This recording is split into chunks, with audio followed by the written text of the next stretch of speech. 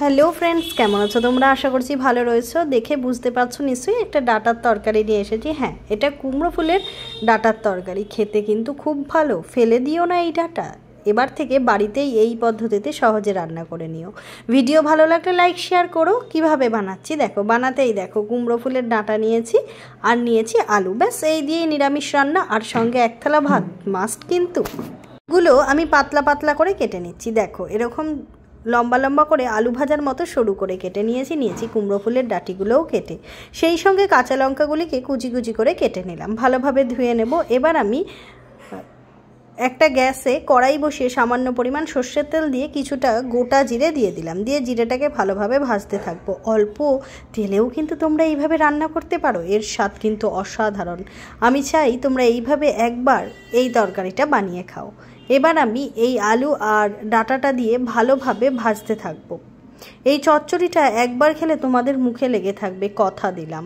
তোমরা বানিয়ে অবশ্যই খেয়ে আমাকে জানিও কিন্তু কেমন হয়েছে। আবারও বলছি, ভিডিও ভালো লাগলে লাইক শেয়ার সাবস্ক্রাইব কমেন্ট করে একটু পাশে থেকো। দিয়ে দিলাম সামান্য পরিমাণ নুন, চিনি আর একটু লঙ্কার গুঁড়ো আর সামান্য হলুদ গুঁড়ো। লঙ্কার গুঁড়োটা তোমরা না দিলেও পারো। এবার আমি ভালোভাবে এটাকে একটু ভেজে নেব। যত ভাজা ভাজা করবে এর স্বাদ কিন্তু দ্বিগুণ হবে, কথা দিতে পারি। আবারও ভালোভাবে এটাকে ভেজে নিচ্ছি। দেখো একদমই কড়াইতে তেল নেই, তাহলে বুঝতে পারছো তো কত কম তেলে রান্না করলাম। ভাজা ভাজা হয়ে গেছে। এবার দিয়ে দিচ্ছি সামান্য পরিমাণ জল দিয়ে এটাকে ফোটাতে থাকবো, মানে আলুগুলোকে সেদ্ধ করব, বুঝলে। এবার আমি ভালোভাবে এটাকে কষাতে থাকছি।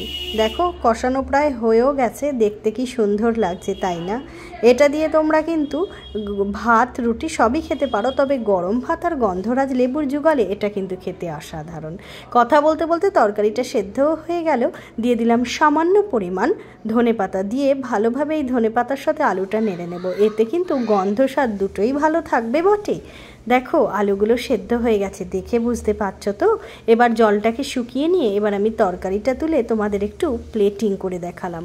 দেখো কত সুন্দর হয়েছে। আমি অনুরোধ করব এইভাবে তোমরাও বানিয়ে গরম ভাতের সাথে খেও। কুমড়ো ফুলের ডাঁটা ভেবে ফেলে দিও না, কিন্তু ফেলে দেওয়া জিনিসই তোমাকে এক থালা ভাত খেতে সাহায্য করবে। ভিডিও ভালো লাগলে লাইক শেয়ার সাবস্ক্রাইব কমেন্ট করে পাশে থেকো।